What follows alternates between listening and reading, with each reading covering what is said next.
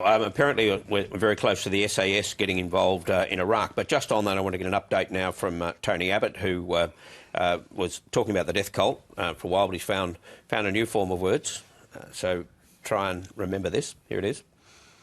What we have seen here is an apocalyptic, millennial extremist ideology which is now rampaging across Syria and Iraq.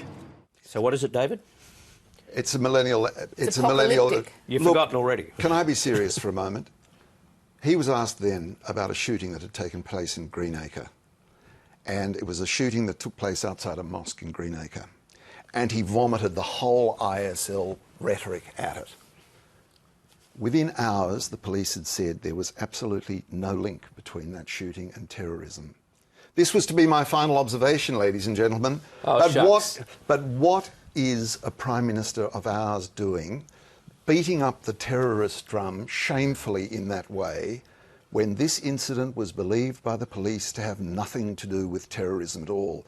Gerard, terrorism is a really important issue, and it is too important to be played politics like that, with that hideously stupid rhetoric. He wasn't talking about a terrorist attack. He was asked the question. I've got the text here, Gerard, if you'd like to see it. I'd love to see the text, David. Here's the text. I have already read it. Oh, well, it's a very you should lovely remember folder too. But if I could just say, are you concerned about the sectarian violence after the shooting outside the prayer hall in Greenacre yesterday? Hang on, that's the question. Are you concerned about sectarian violence? And we just saw the answer. That's what I'm saying. Following the shooting. Could I just get a word? Sectarian violence. He wasn't asked about terrorism, and he didn't answer. If you go to Western Sydney, there is sectarian violence between Sunni Muslims and Shia Muslims. That statement is completely true, and the New South Wales police know that. You make a fool of yourself. Oh, do I really? There's a transcript there. But it doesn't mention terrorism. It mentions sectarian violence. You've misquoted. ISIL, terrorism, we saw it on the screen just then. But it's not in what you just quoted.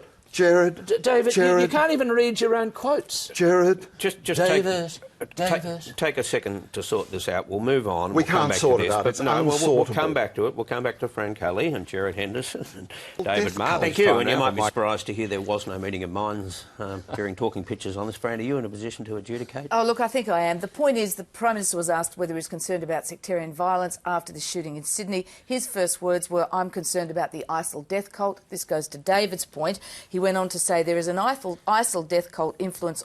It seems there is an ISIL death cult influence on this shooting in Sydney.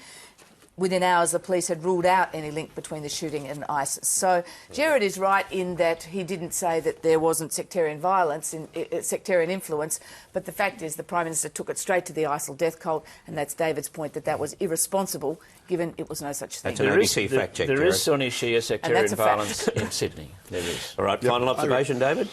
Bereft of the point that I was going to make, let me just say, what a week to farewell Gough Whitlam.